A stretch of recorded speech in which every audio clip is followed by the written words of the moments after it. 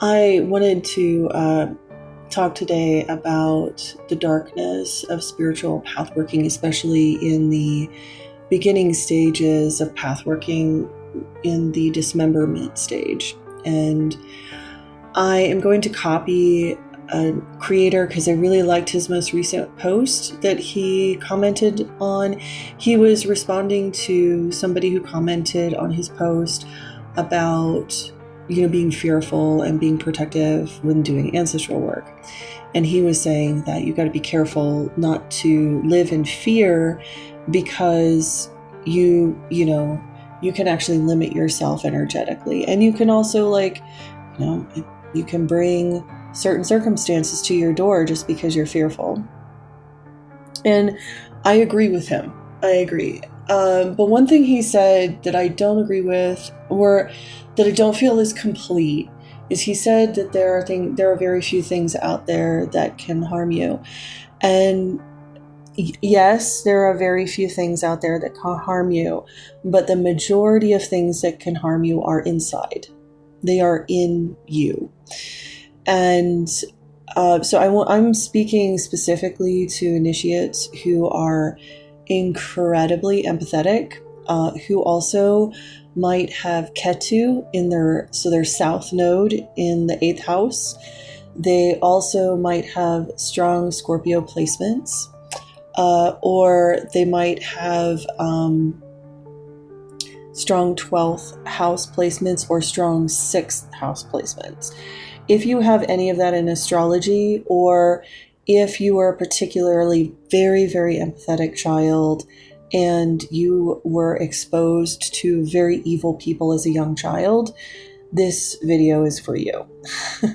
So, number one, the connections that you have to the spiritual world is in exact proportion to the empathy that you have available to you. Empathy is a frequency matching ability that humans have. That's how we're able to communicate and get on the same wavelength and help each other out. This is how mothers are able to know that their children are suffering miles away from them. And it's because they're matching frequencies. And that is the human practice of empathy, allows you to match frequencies with people. Now, if you were a young child and you were particularly abused by somebody evil and your trauma response was fawning, specifically if you are a fawn responder in trauma, you developed the ability to empathize with evil and match its frequency. And in doing so, when you begin doing your path working, whether it is you're summoning spirits or summoning ancestors, or your Galdering runes, or you're doing all of the above, what's going to happen is you are going to get a broader perspective of spirits coming at you to connect with you than somebody who hasn't had your experiences. If people haven't empathized with evil, evil really can't touch them. It can kind of touch the people around them, but it can't touch them. They can't be driven into nightmares and dark, very, very dark places. And I have worked with several Saith workers who were driven so mad by this work that they actually ended their lives. And the amount of pain and suffering that they went through was horrendous. And I know because I also experienced the same thing myself.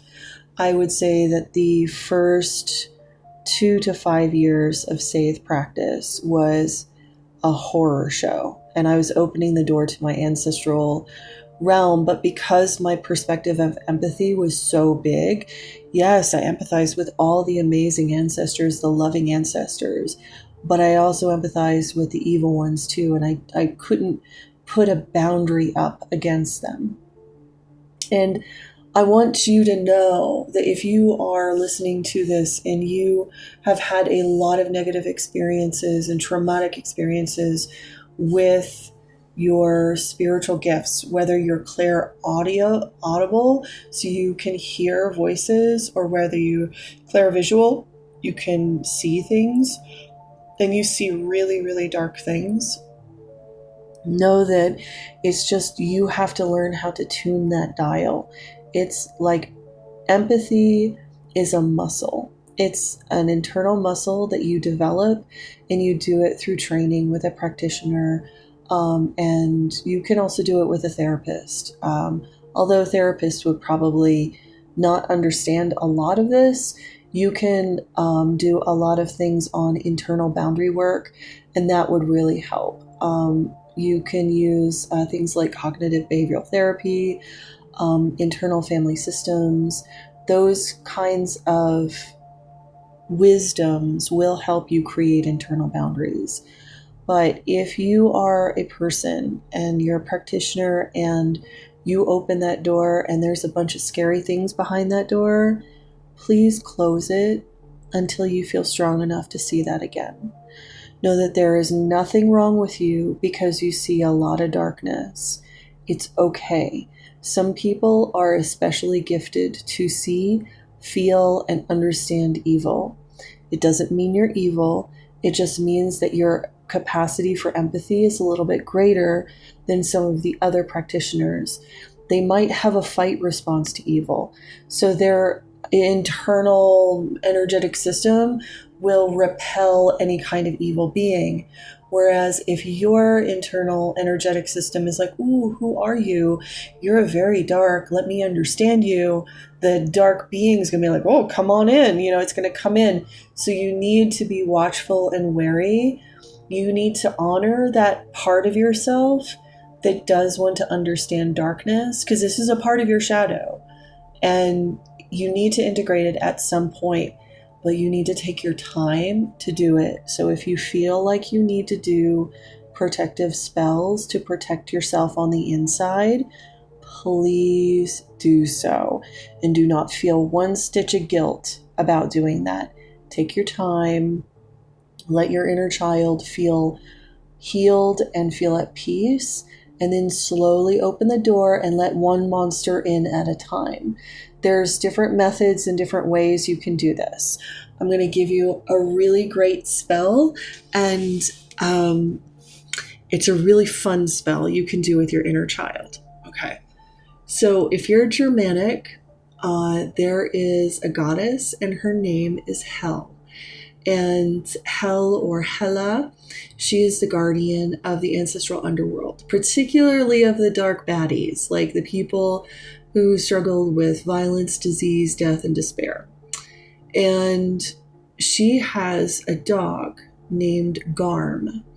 And her dog actually protects her and protects those spirits from getting out into this world, and protects the dead themselves. So if you're Germanic, go to Hel. If you're perhaps like an eclectic witch, go to Hecate. She's very similar. So Hel or Hecate, and ask them to find your hellhounds. You have them. You can find them. It's like you go to an underworld puppy pound and you get your dogs. Once you get them, you name them, you feed them, and you give offerings to them every day. And those are your puppies in the underworld, and they keep all the monsters at bay. They keep all the negative ancestors at bay. And then as you start to slowly open up and feel stronger, you can tell your hounds, because you call them by name, you've named them, you have a relationship with them, you will be like, hey, let in a couple ancestors, let me deal with them. And then you can slowly, one by one, start to begin to integrate some of these darker, evil ancestors that you can see and you can feel because of your great capacity for empathy. So I think that, everybody's different in the way that they approach the underworld, but this practice has aided me greatly. So if you work with either Hel or Hecate, you can journey and petition those goddesses to help you find your hellhounds. And once they do, they'll either appear to you in a vision or in dreams. You just take care of them and love them